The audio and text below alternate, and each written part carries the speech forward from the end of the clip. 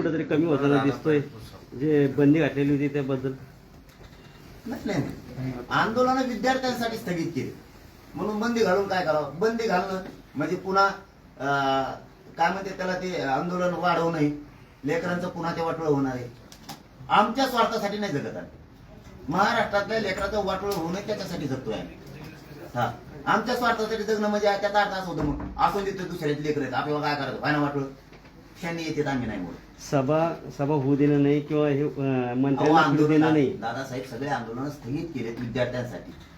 मग आकाश का पुन्हा आणि त्यांनी काय केले?